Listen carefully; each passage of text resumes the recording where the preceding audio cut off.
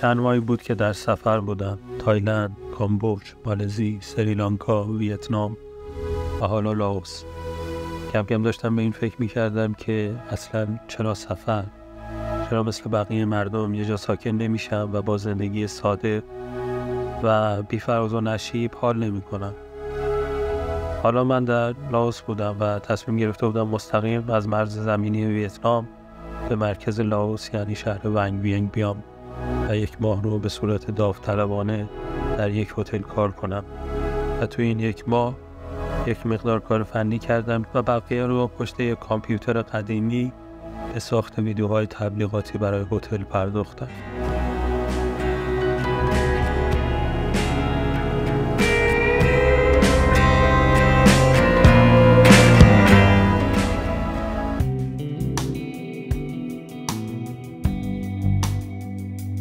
اوقات فراغتم هم صرف دیدن چشم‌اندازهای زیبای اطراف شهر ونگ وینگ میشد.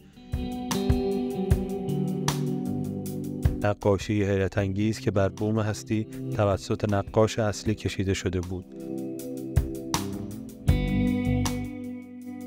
و لحظه هایی که با شاهکار عالم خلقت یعنی انسان سپری میشد.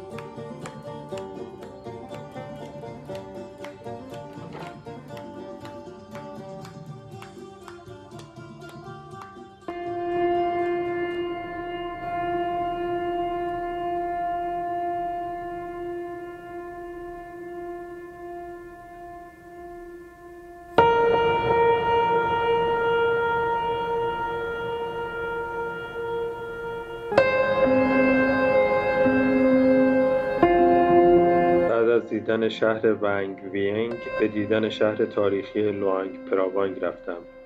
میراث جهانی یونسکو که به داشتن معابد قدیمی مشهور است. معابدی که داستان‌هایی از تعالیم بودا را از زمان گذشته با هنر نقاشی بیان می‌کند. What motivated me to start traveling? Yeah. People, culture, food, something different from my own that I see every day in my own country. از معجزات سفر هماهنگ شدن با همسفرهای اتفاقی است.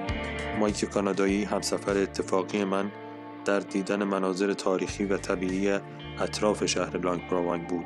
معبدی درون غار با هزاران مجسمه بودا و البته آبشار سحرانگیز کوانگسی.